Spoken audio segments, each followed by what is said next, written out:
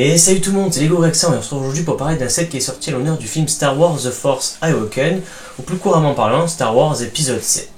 Alors aujourd'hui nous allons plus nous centrer sur le côté de la résistance. Avant de commencer quoi que ce soit, qu'est-ce que la résistance? Alors la résistance est une organisation qui remplace la rébellion lors des précédents opus et qui se bat contre les forces du premier ordre.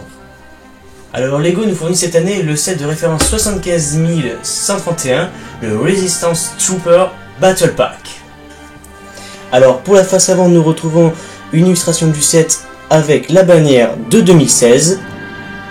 Alors pour la face arrière c'est simple, nous retrouvons toutes les fonctionnalités de ce set avec une illustration du set, puis nous avons un inventaire des armes et un plan sous forme d'hologramme du vaisseau.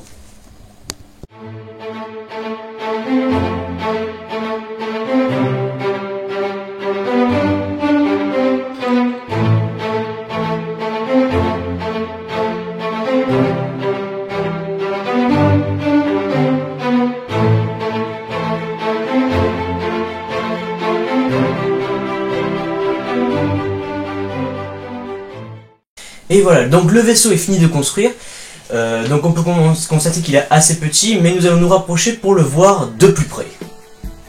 Alors, ce vaisseau donc, est assez petit, mais il est quand même à l'échelle Lego, comme vous pouvez constater avec une figurine. Donc on va le retirer et mettre sur le côté. Alors ce vaisseau n'a pas spécialement beaucoup de fonctionnalités, il a simplement son canon qui se situe ici, qui peut tirer. Après, le seul défaut que je trouve, c'est que la partie commande du vaisseau, elle n'est pas assez détaillée, nous avons juste une petite manette, et ça c'est un peu dommage. Alors côté figurine, on peut dire qu'encore Lego ont fait du bon boulot.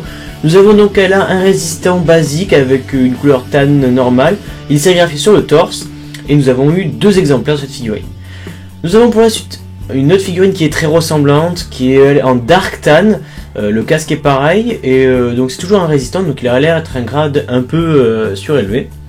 Et pour conclure, nous avons l'amiral, le commandant, l'officier de la résistance, lui également en dark tan, et sérigraphié sur le torse uniquement, et puis il a une tête avec une petite oreillette qui est sympa.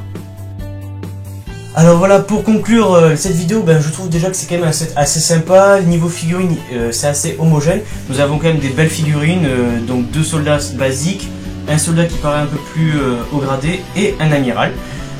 Donc je vous remercie d'avoir regardé cette vidéo jusqu'au bout. Je vous invite maintenant à partager, à commenter et à liker, ça fait toujours plaisir. Et surtout, restez comme vous êtes, car vous êtes super. Allez, bye tout le monde.